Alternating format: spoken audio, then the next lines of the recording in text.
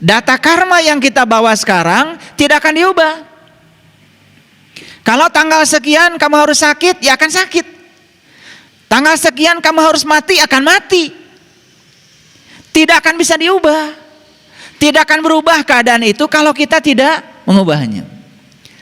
Nah, bagaimana cara mengubahnya?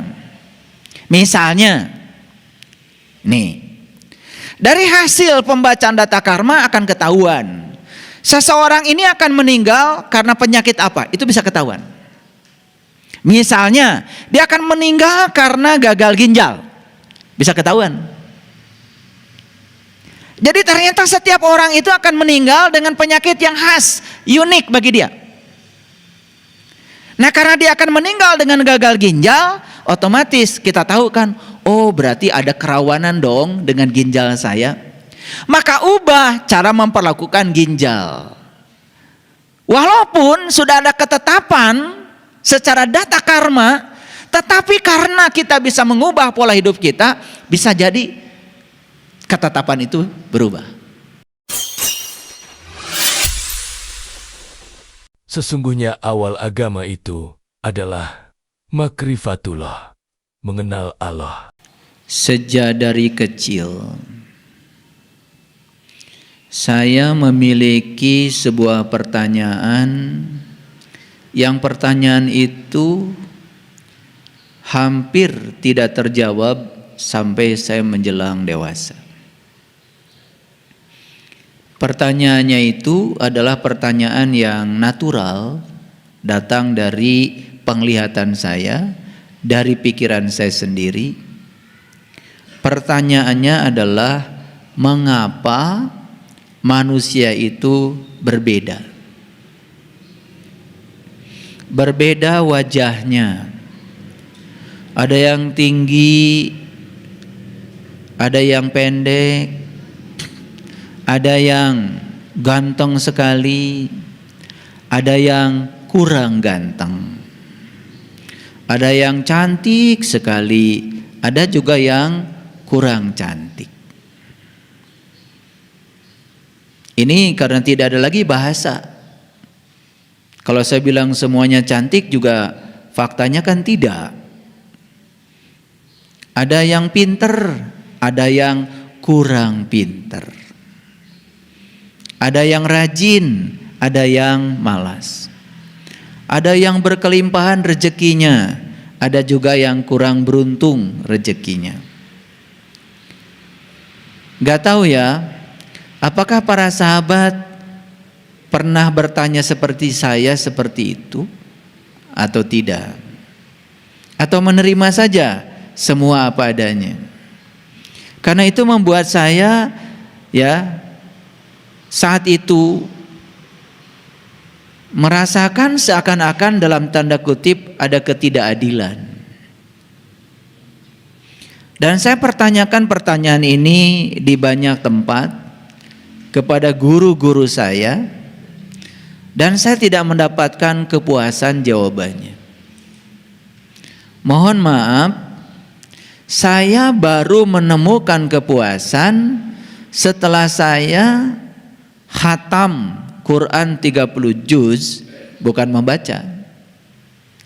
Mengklasifikasi ayat demi ayat untuk bisa menjawab itu.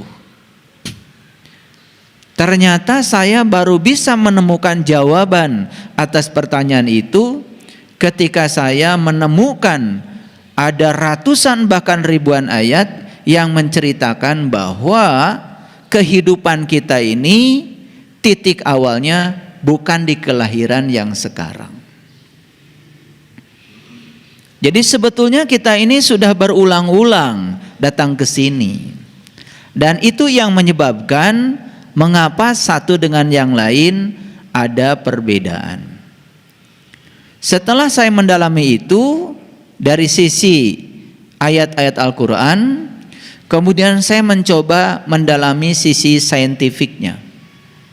Ternyata dunia psikologi menemukan sebuah metode untuk bisa menggali long term memory, memori jangka panjang, yang tersimpan di alam bawah sadar dengan metode past life, past regresi, itu adalah sains yang tidak bisa dibantah lagi.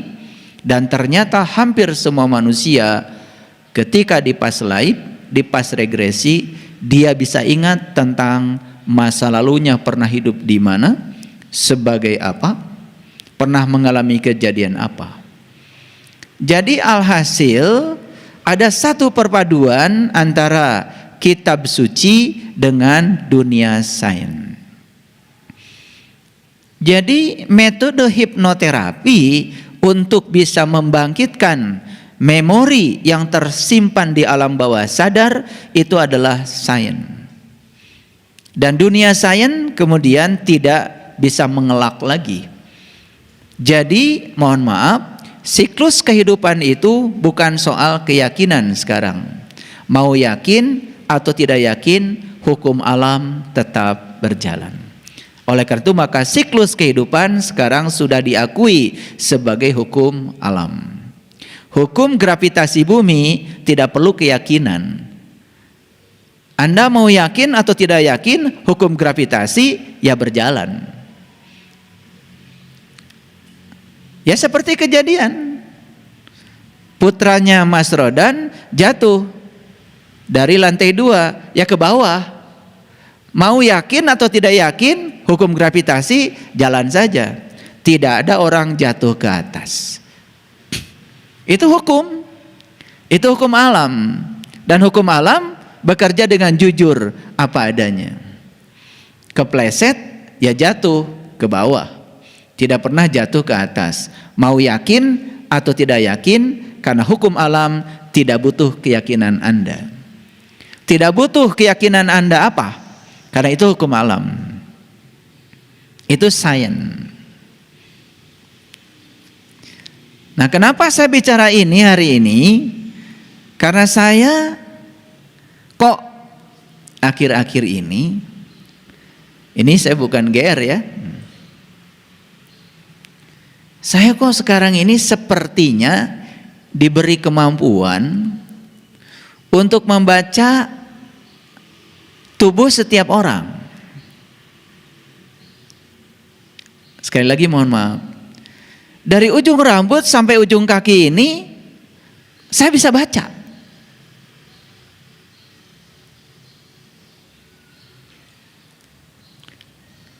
Sampai punya selingkuhan pun bisa dibaca.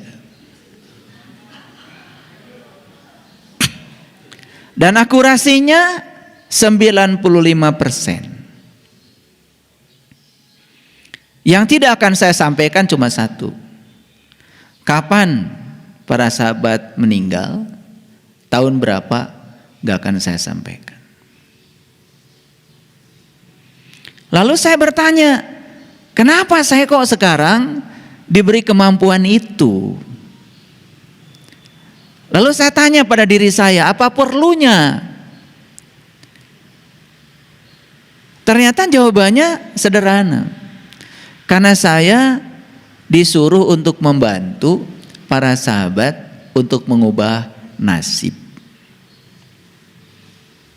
Nah, mengubah nasib berarti harus tahu dulu apa yang harus diubah. Nasib itu ternyata data karma masa lalu yang tersimpan di bagian anggota tubuh kita dari ujung rambut sampai ujung kaki itu bisa dibaca. Sainsnya begini. Tubuh kita tersusun oleh sel. Di setiap sel ada yang namanya DNA. Satu DNA itu ternyata bisa menyimpan 3 miliar data. Satu DNA. Jadi kalau sekarang di tubuh kita ada 100 triliun sel dan setiap sel punya satu DNA, kalikan saja 100 triliun kali 3 miliar data. Berapa banyak data? Mungkin kalau dikalikan pakai kalkulator yang kalian punya itu langsung ngehang itu kalkulatornya. 3 miliar kali 100 triliun. Sebanyak itu data yang tersimpan dari ujung rambut sampai ujung kaki. Jadi sangat masuk akal kalau di Quran ada firman Allah yang mengatakan Iqra kitabaka, baca kitabmu. Nah, kitab berarti sesuatu yang di dalamnya ada informasi. Nah, kitab yang harus kita baca itu sebetulnya adalah tubuh kita sendiri. Jadi nggak mungkin Quran tiba-tiba menyatakan pada kita Iqra kitabaka, baca kitabmu, baca kitabmu. Dan selama ini kita salah kaprah. Quran itu menugaskan kita untuk membaca kitabmu, bukan kitab yang lain. Yang dibaca malah kitab yang lain. Baca kitabmu, kitabmu, kitabmu.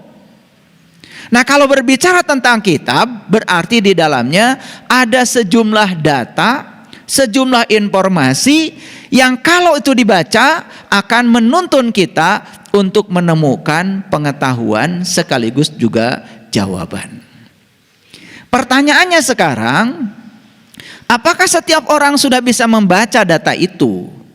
Ternyata selama ini saya biarkan kalian membaca sendiri, ternyata belum bisa. Jadi mungkin itu yang menyebabkan kenapa saya sekarang kok rasanya saya diberi kemampuan untuk bisa membaca itu. Jadi untuk para sahabat yang mau dibacakan dari ujung rambut sampai ujung kaki ada data apa saja di situ, insya Allah nanti saya bisa bantu. Tetapi sekarang sudah antri yang ingin dibaca. Karena tidak mungkin kita mengubah nasib kita kalau kita tidak tahu apa yang mesti diubah. Nah, selama ini kita ini ujug-ujug ingin mengubah diri. Yang harus diubahnya apa? Dunia manajerial mengajarkan kita untuk analisa SWOT. SWOT itu ada S, ada W, ada O, ada T. SWOT.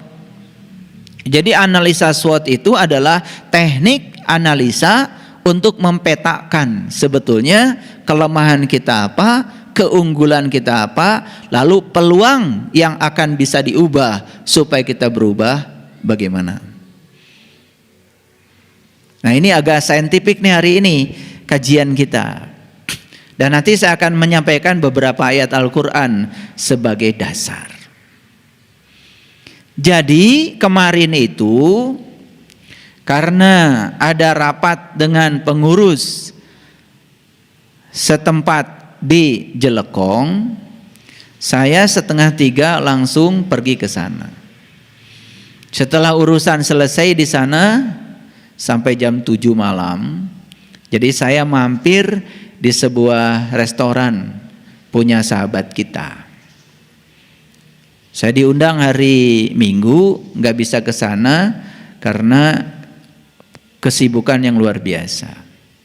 Tapi saya sudah janji, insya Allah saya akan ke sana. Jadi mampirlah di situ. Nah, ketika saya duduk di sebuah tempat duduk, tiba-tiba ada kucing duduk di samping saya. Ya udah. Karena duduk di samping saya pegang, saya elus-elus, dielus-elus ini. Diam aja dia. Ada rasa penasaran, karena saya yakin di tubuh kucing itu juga ada data. Karena kucing kan terbuat dari sel. Sel ada molekul, berarti di situ juga ada DNA sih.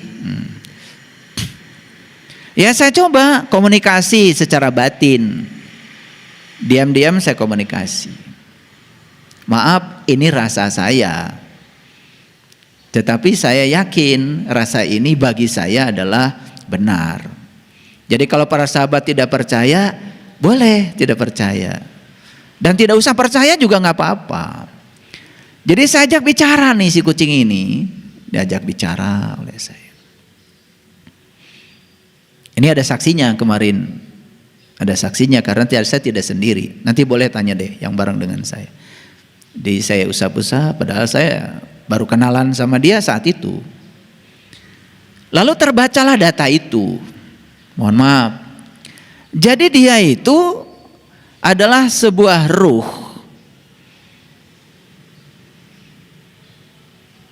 Dan ruh ini dulu pernah hidup pada casing manusia. Manusia yang ditakdirkan memiliki dari sekian banyak pemilik dari tanah itu, resto itu. Jadi dia adalah salah satunya yang pernah ketitipan memiliki resto itu di zaman dulu. Jadi saat itu, ya kata dia, si resto itu berpindah tangan pada orang lain, tetapi dengan cara yang tidak sah menurut dia. Dan dia saat itu tidak bisa melepaskan itu begitu saja. Jadi terjadi kemelekatan yang sangat hebat kepada dia, kepada yang dimilikinya itu. Dan tiba-tiba dia sakit dan kemudian meninggal. Nah saat meninggal itu, dia tidak bisa melepaskan kepemilikannya. Nah itu yang menyebabkan kemudian dia harus terdegradasi memasuki tubuh yang sekarang. Kira-kira globalnya begitu. Lalu saya mulai makan. Saya pesan ikan. Karena saya tidak makan daging. Saya pesan ikan. Nah selesai saya makan satu ikan, saya ditawari lagi, mau nambah nggak ikannya? Nambahlah, karena ikannya kecil. Dikasihlah 2 lagi ikan nila. Itu. Nah kan ada kepala ikan tuh, yang sudah saya makan satu yang pertama. Nasi kepala ikan itu kemudian diambil oleh yang memiliki resto itu. Dikasihlah sama kucing yang di samping saya itu. Dia nggak mau. Saya nggak mau kepalanya katanya. Nah karena ada 2 ikan yang buat saya bilang sama dia, udah kita berdua aja nih, kamu satu, saya satu. Saya kasih yang baru, begitu dikasih yang baru, dia juga jadi manja. Dicium-cium. Nah, saya menangkap lagi bahasa dia. Tolong dong katanya dipisahkan dagingnya. Udah akhirnya saya ambil dagingnya. Saya kasih dia, mulai makan. Jadi manja saya bilang kamu. Baru makan. Gak mau makan kepalanya. Dan yang luar biasa, sepanjang saya makan dia tidak mengganggu. Biasanya kebanyakan kucing kalau kita lagi makan ada bau amis, dia naik ke meja mau ngambil. Sopan saya di sini. Jadi saya sambil makan dia terus diusap. Jadinya saya penasaran. Saya pengen tahu apa yang menyebabkan kamu tinggal di sini. Saya tengadahkan si kepalanya sambil diusap-usap. Kenapa kamu tinggal di sini? Dia berkaca-kaca. Sampai ada seorang sahabat yang melihat, "Loh, itu kucing kok nangis?" Ditanya sama saya. Berkaca-kaca. Dan dia mengatakan, "Saya tinggal di sini karena saya tidak bisa melepaskan kepemilikan saya terhadap ini." Nah, saya jadi ingat ya, ada satu pernyataan orang bijak yang sudah mencapai kebijaksanaan utuh. Beliau mengatakan, kesadaran terakhir seseorang ketika dia meninggal akan menjadi kesadaran awal saat dia lahir kembali. Jadi semacam portal. Nah, dunia sains sudah banyak yang membuktikan bahwa ada orang sakit bertahun-tahun dan ternyata sakitnya tidak sembuh. Ternyata begitu dihipno, ya, dia itu dulu pernah ketumbak saat dia berperang. Pas ketumbak kakinya. Ketika kakinya tertumbak, mungkin ada racun, kemudian saat itu dia sakaratul maut. Tapi saat itu dia tidak bisa menerima kematian karena tumbak itu. Tidak bisa melepaskan kemelekatannya. Apa yang terjadi? Tetap dia meninggal, tetapi tidak menerima itu yang menyebabkan sakit yang dia derita terbawa ke kehidupan yang sekarang. Dan ternyata begitu dia menerima dengan utuh, si sakitnya itu bisa sembuh tanpa diobatin, hanya dengan menerima. Nah, itu yang namanya sakit karena karma. Ini sains ya. Dan contoh-contoh yang semacam ini sudah banyak ya datanya. Cuman kalau saya bicara ini terlalu banyak, nanti kajian kita jadi tidak masuk ke intinya. Nah, kembali lagi, sebetulnya dari ujung rambut sampai ujung kaki kita itu ternyata di situ banyak data yang harus dibaca. Nah, itulah yang kemudian disebut nasib. Jadi kenapa nasib kita berbeda? Yang membedakan nasib bukan Tuhan, bukan Allah. Karena saya dari kecil juga tidak percaya kalau Allah itu membedakan nasib kita. Emang mau punya Allah yang membeda-bedakan? Si ini nasibnya begini, si itu nasibnya begitu. Saya nggak mau dari kecil punya Allah model gitu. Saya pengen Allah yang adil, yang memperlakukan setiap ciptanya sama. Ternyata yang menyebabkan nasib kita berbeda kehidupan yang sekarang karena kita datang ke sini sudah berulang-ulang. Dan yang menyebabkan nasib kita berbeda hari ini adalah apa yang pernah kita lakukan di masa sebelum kehidupan yang ini. Jadi apa sesungguhnya nasib itu? Nasib itu sesungguhnya adalah data karma yang tersimpan di setiap sel dalam tubuh kita, yang sesungguhnya sekarang kita bawa di kehidupan yang sekarang. Jadi kesimpulannya, kenapa wajah kita berbeda? Kenapa sorot mata kita berbeda? Kenapa ya tubuh kita bentuknya berbeda? Semua yang membedakan itu adalah data karma kita sendiri. Nah, kalau kita punya kemampuan membaca data karma itu pada setiap anggota tubuh kita, yang luar biasa adalah kita memiliki fokus untuk mengubah nasib kita. Nah, pertanyaannya, apakah data karma itu bersifat mutlak 100%? Ternyata tidak. Kata siapa tidak? Kata Quran. Nah, mari kita lihat dulu ayatnya supaya percaya. Kalau nggak pakai ayat biasanya nggak percaya. Nah, di ayat ini Quran surat Ar-Ra'd ya, ayat yang ke-11. Jadi seperti biasa, saya kalau ngasih kajian pasti ada dasarnya. Nah, kita lihat di sini ada kata-kata begini. Innallaha la yughayyiru ma biqaumin hatta yughayyiru ma bi anfusihim. Nah, ayat ini sudah menjadi ayat umum. Biasanya para sahabat sering mendengarkan tentang ayat ini dibacakan oleh para ustadz, para penceramah. Tetapi saya akan memberikan titik berat ya secara saintifik tentang apa sesungguhnya yang kita bisa ubah dan bagaimana cara mengubahnya. Mari kita lihat dulu. Innallaha, sesungguhnya Allah, la yughayyiru, tidak akan pernah mengubah keadaan. Jadi keadaan itu apa? Itulah nasib tadi.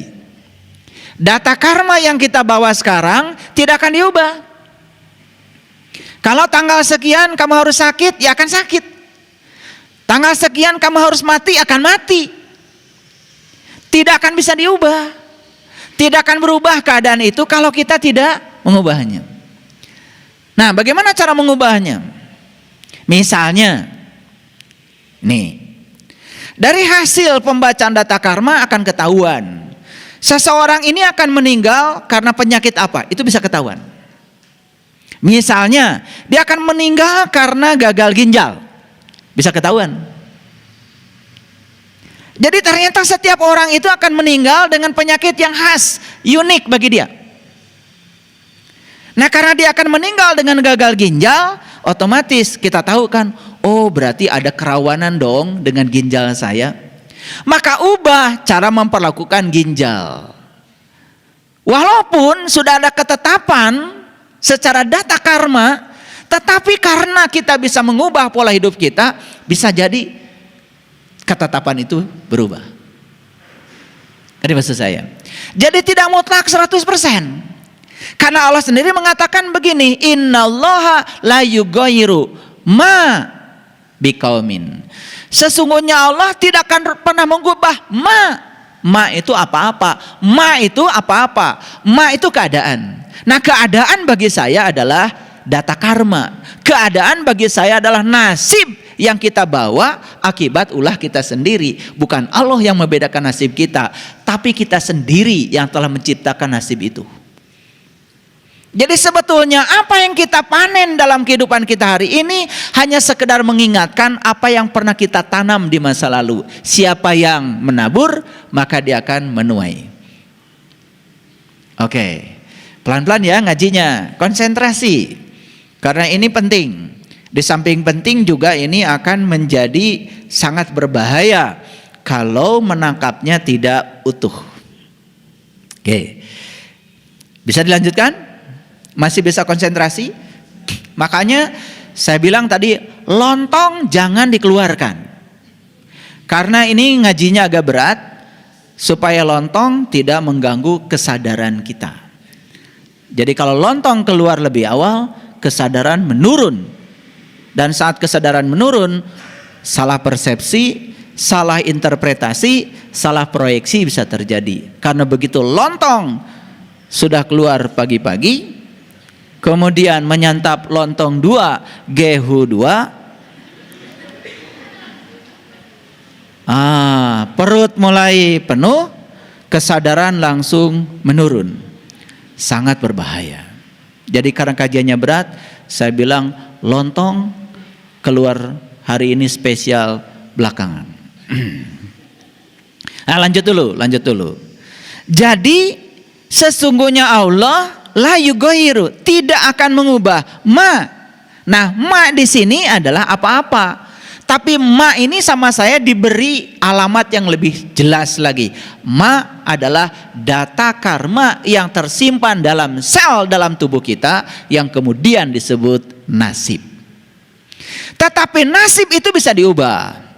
Profesor Kazuo Murakami, seorang ahli bioteknologi, beliau mengatakan bahwa gen itu bisa diubah. Nah, cara mengubah gen cuma 2. Satu, sering senyum, dan yang kedua, memperbanyak doa. Jadi keren ini, ahli bioteknologi bicara di laboratorium, ya, bicaranya bukan di musola. Ternyata sel gen yang dalam sel itu bisa diubah dengan 2. Satu, sering senyum, yang kedua, doa. Nah, makanya yang senyumnya kurang biasanya penyakitnya banyak. Jadi sebetulnya penyakit seseorang itu bisa dilihat dari cara seseorang senyum. Gitu. Jadi kalau senyum saja mahal, ya udah segala penyakit datang. Bukan sekedar sakit kepala cenat-cenut, tetapi kemudian segala penyakit bisa datang. Nah, oleh karena itu, ya, kalau ingin sehat, produksi 4 hormon. Yang pertama dopamin, yang kedua endorfin, yang ketiga oksitosin, yang keempat adalah serotonin. Nah, kalau 4 hormon itu diproduksi secara terus-menerus, maka tubuhnya bukan sekedar sehat, tetapi jauh dari penyakit. Pokoknya orang yang banyak penyakit pasti kekurangan 4 hormon itu. Nah, orang-orang yang sakit-sakitan biasanya di dalam tubuhnya kebanyakan hormon adrenalin. Nah, adrenalin berasal dari 2. 1, kecemasan, 2, ketakutan. Nah, inilah kajian kita hari ini. Makanya kajian kita hari ini, ya, karena saya selalu dituntut untuk kasih judul, saya beri judul saja supaya gampang, yaitu melepaskan kemelekatan pada harta dan diri. Apa itu harta, apa itu diri, dan bagaimana cara melepaskannya, itulah kajian kita hari ini. Ini udah hampir setengah jam baru nyampe ke judul, belum masuk ke intisarinya. Paham sekarang? Nah, jadi sekalipun kita datang ke sini membawa data karma, dari sisi sains, Profesor Kazuo Murakami mengatakan gen bisa diubah. Jadi kalau gen bisa diubah secara saintifik, sedangkan Quran mengatakan nasib bisa diubah. Berarti ada kesejalanan kan antara sains dengan firman Tuhan. Nah itu, saya ingin bikin kesejalanan ini kelihatan. Nah kita buktikan hari ini. Jadi Allah mengatakan beliau tidak akan mengubah keadaanmu, nasibmu, kalau kamu sendiri tidak mau mengubahnya. Jadi kalau gen itu mengatakan kamu akan sakit tahun sekian dan sakitnya dan kita diam saja karena sudah ada vonis seperti itu dari hasil bacaan data karma, berarti yang salah kita sendiri. Jadi kalau begitu nasib bisa diubah. Nah ini berita gembira nih, nasib bisa diubah. Nah, kenapa selama ini kita gagal mengubah nasib kita? Satu, kita tidak tahu apa yang harus diubah. Yang kedua, kita juga tidak punya keterampilan bagaimana cara mengubahnya. Itu saja sebenarnya kegagalan kita. Jadi sibuk tetapi tidak jelas. Kan biasa kita ini sering sibuk tidak jelas ya? Gitu. Sudah kebiasaan sibuk tidak jelas. Ya. Jangankan kesibukan biasa, ibadah pun banyak yang sibuk tidak jelas. Sholatnya rajin, setiap rakaat dipenuhi setiap waktu, tetapi tidak pernah sadar siapa yang disembahnya. Ya kan? Tidak sadar. Sibuk saja dengan bacaan, yang dibaca pun kita nggak ngerti artinya apa. Sudah kayak robot saja, kayak robot biologis yang menjalankan aktivitas secara rutin, itu namanya sibuk tetapi tidak jelas. Tetapi yang luar biasa, kelompok sibuk tidak jelas ini jumlahnya banyak. Karena memang hobinya sibuk dan tidak jelas. Makanya salah satu jalan baru yang saya tawarkan, ada salah satu YouTube saya, judulnya adalah 7 jalan yang menakjubkan. Salah satu tawaran dari saya adalah cobalah mulai melakukan aktivitas yang tidak terjebak rutinitas, tapi terjebak oleh kepuasan. Nah, itu harus ada pakai ilmu tuh. Gimana kita sholat puas? Bukan sekedar menjalankan rutinitas. Berarti sholatnya harus mengikuti para rasul, para nabi. Nabi Muhammad kan mi'raj dulu, baru sholat. Berarti jumpa dulu, baru nyembah. Berarti jumpa dulu, baru ingat. Makanya sepanjang sholat gak ada yang diingat kecuali dia yang sudah disaksikan. Nah kita itu ya ngaku umat Nabi, tetapi metode yang kita jalankan berbeda. Nabi itu mi'raj dulu baru sholat, kita sholat terus, gak pernah tahu siapa yang harus disembah. Tapi sombongnya lebih dari Nabi. Pokoknya semua orang salah, yang benar saya sendiri.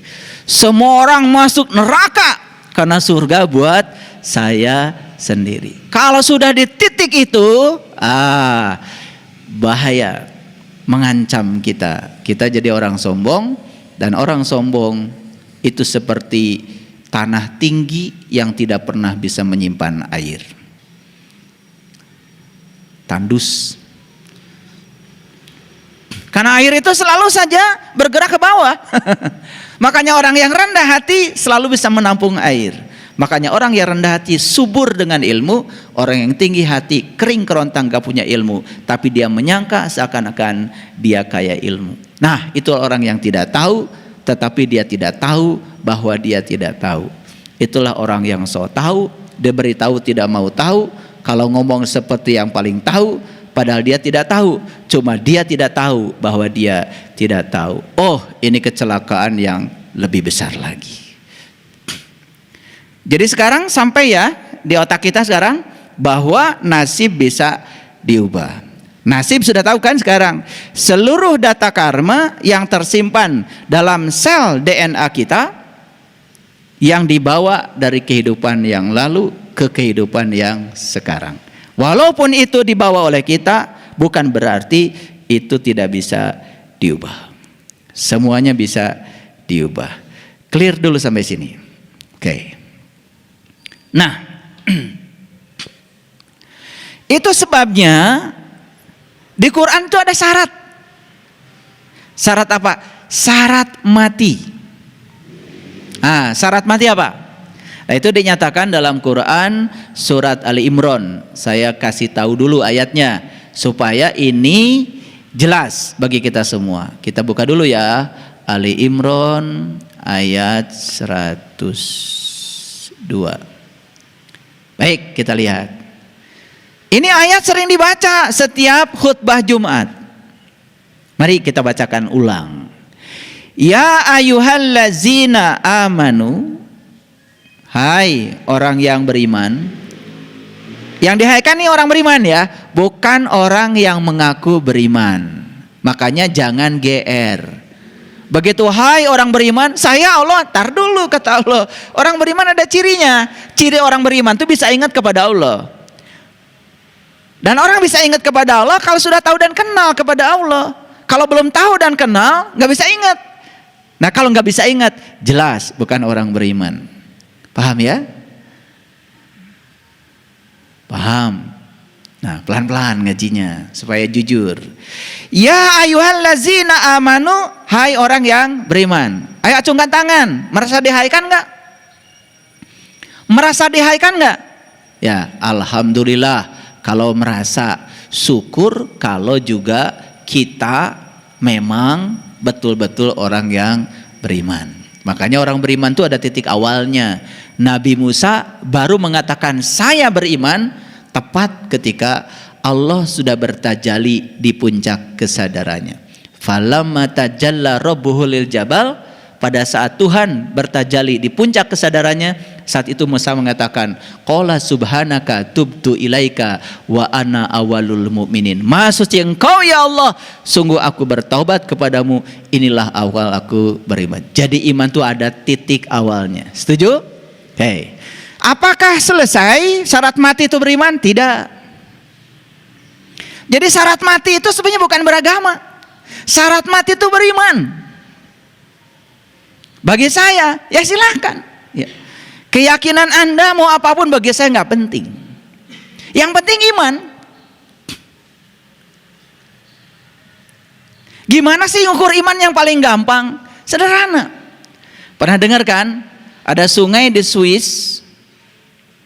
Saking viralnya berita tentang itu, dan kita melihat sungai itu sampai dipakai untuk berenang dan bersihnya kayak apa? Gitu? Nah, kan kita juga punya sungai.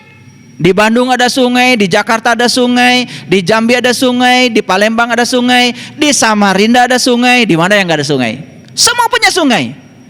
Alhamdulillah, sungai kita semuanya kotor. Bedanya kan begitu. Nah, di dalam hadis dikatakan sesungguhnya kebersihan sebagian daripada iman. Mohon maaf, bagi saya siapapun yang bisa menjaga kebersihan ya iman.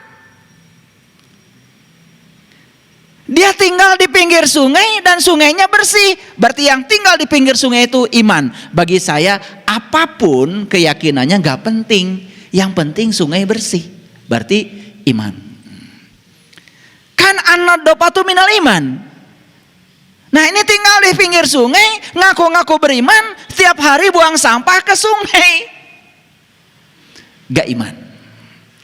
Jadi kalau ingin melihat orang itu beriman atau tidak, lihat saja bersih apa tidak. Cari rezekinya ternyata kotor, berarti rezekinya kotor, gak iman. Gak usah ditanya tahajudnya berapa rakaat, gak penting. Orang beriman itu kalau dia jalan ada ranting saja, dia singkirkan untuk keselamatan orang lain. Ini bukan ranting, bikin panggung di tengah jalan, parkir mobil seenaknya untuk kepentingan dirinya, jelas gak iman. Walaupun bikin panggung, gak tahu panggung buat apa, pokoknya panggung lah. Ranting saja harus disingkirkan, karena itu bahaya bagi orang lain. Lihat saya semuanya. Apakah di Arab saat itu ada ranting? Gak ada. Karena di Arab tidak ada pohon. Tapi kenapa Nabi bicara ranting? Ranting itu bahasa kita, bahasa Nabinya apa saja hambatan yang kita ciptakan untuk menghambat orang lain. Jelas kita nggak punya iman. Kita demo di tengah jalan, kemudian kita sholat di tengah jalan karena sedang mendemokan sesuatu. Orang terkendala ekonominya karena demo kita. Patut dipertanyakan menurut saya, karena sudah menghambat jalan orang. Ada orang bilang pada saya, "Pak, saya ini gak punya usaha, tapi saya alhamdulillah bisa membantu orang lain yang punya usaha." Mungkin dari sisi awam akan mengatakan, "Kamu gila, kamu aja gak punya usaha, ngapain bantu usaha orang?" Betul? Ini sisi awam, tapi sisi spiritual beda lagi. Sisi spiritualnya apa? Karena kamu membantu orang lain untuk membuka usahanya, maka suatu saat juga kamu akan punya usaha. Karena apa? Membantu orang lain bagi orang yang beriman adalah membuka jalan bagi dirinya sendiri. Makanya kalau Anda semuanya memberi, jangan lupa Anda tidak sedang membuka jalan orang lain, tapi Anda sedang memberi pada diri Anda sendiri. Kalau Anda memaafkan orang, Anda bukan memaafkan orang, Anda sedang membuka jalan untuk datangnya energi berkah bagi diri Anda. Jadi adakah sesuatu yang dilakukan buat orang? Gak ada. Semua buat dirimu sendiri. Jadi kalau kita memberi, bukan memberi pada orang, sebenarnya kita memberi pada diri kita sendiri. Paham sampai sini? Paham sampai di sini? Baik, kita lanjut. Jadi syarat mati yang pertama adalah iman. Dan orang yang beriman ini jelas orang yang peduli pada orang lain. Karena kata Nabi, ciri iman itu seperti itu. Begitu dengar ada sahabat kita kecelakaan, langsung kita bersimpati dan membantu. Iman tuh. Dengar sahabat kita kecelakaan, anaknya kecelakaan, hare-hare. Tahu hare-hare? Bahasa Inggris itu. Anteng saja, tidak ada sedikit pun rasa simpati, boro-boro membantu, hanya mengucapkan saja, bersimpati, gak dilakukan. Ini menurut saya sih tidak masuk kategori iman. Makanya iman itu dilihat dari cara kita memperlakukan orang lain. Kalau kita memperlakukan orang lain seperti kita ingin diperlakukan orang lain, disitulah iman. Yang kedua, syarat mati itu adalah takwa. Apa sih takwa itu? Berulang kali saya sampaikan bahwa takwa itu definisinya sangat unik di Quran. Itu diabadikan di Quran surat Al-Baqarah ayat 63. Takwa itu satu, mengambil janji. Yang kedua, mengangkat kesadarannya. Yang ketiga, ditunjukkan sesuatu oleh Allah di puncak kesadarannya. Yang keempat, ingat apa yang Allah tunjukkan. La'allakum tatakun, itulah takwa. Makanya salah satu cara untuk mencapai takwa adalah saum. Apa itu saum? Saum itu adalah berbuka dan jumpa dengan Tuhan. Lisoimi farhatani farhatun inda iftarihi wa farhatun inda liqa'i rabbih. Ada dua kegembiraan bagi yang saum. Satu ketika berbuka, yang kedua jumpa dengan Tuhan. Bukan makan candil, bukan makan kolak. Itu nggak ada hubungan dengan jumpa dengan Tuhan. Yang ada hubungan dengan jumpa dengan Tuhan adalah berbuka mata kolbu. Makanya orang beriman, kata Nabi, tasdikun bil qalbi, orang yang sudah terbuka mata kolbunya. Masih merem, belum iman. Ngaku boleh, nggak diaku. Nah yang ketiga, syarat mati kata Allah adalah la tamutunna illa wa antum muslimun. Janganlah kamu mati kecuali sudah menjadi muslim.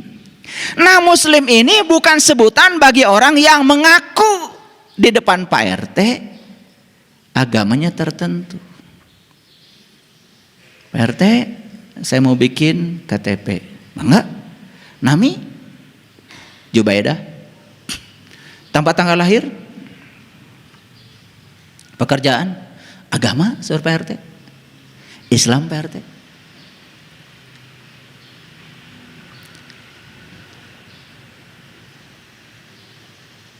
Bukankah kita ngaku beragama tertentu itu di depan Pak RT?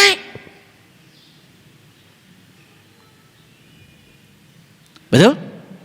Makanya Muslim itu dari kata dasar Islam. Islam itu artinya adalah merdeka. Islam itu artinya pasrah total kepada Allah. Jadi seorang Muslim adalah orang yang sudah bisa pasrah total kepada Allah. Kumaha Allah. Makanya ciri Muslim sederhana. Satu, tidak pernah mengeluh. Semua orang yang mengeluh, sebetulnya keluhan itu tertanda bahwa dia tidak bisa menerima kenyataan. Dan tidak ada orang mengeluhkan yang dia ingin. Yang dia keluhkan pasti yang tidak dia ingin. Kenapa ibu sedih? Saya sedih. Kenapa? Suami saya kok baik banget. Pernah nggak ada yang mengeluh begitu? Pernah nggak? Semua yang kalian keluhkan adalah hal yang kalian tidak suka. Dan ketika kalian tidak suka sesuatu hal, sebetulnya pada dirimu masih ada kebencian. Protes itu juga indikator bahwa kita masih menyimpan kebencian. Protes tidak mungkin terhadap sesuatu yang kalian setuju. Selalu protes itu pada sesuatu yang kalian tidak setuju. Kenapa mau protes? Kenapa? Saya setuju sama pendapat pemerintah, maka saya mau protes. Protes setuju, nggak ada. Protes selalu berkaitan dengan yang dia tidak setuju.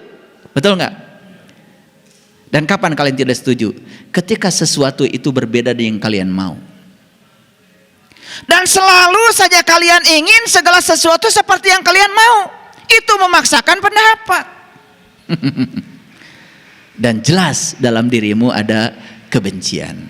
Nah, ketika kita melekat pada kebencian, itulah yang namanya kegelapan. Makanya syarat mati menjadi 3. 1, jadi orang beriman. 2, ngejalanin takwa. Yang ketiga, jangan mati kecuali sudah pasrah total kepada Allah. Makanya ciri seorang muslim tentu saja tidak pernah ngajarin Allah supaya Allah ngikutin maunya dia. Justru dia ngajarin dirinya sendiri untuk tunduk patuh kepada kehendak Allah. Clear? Oke.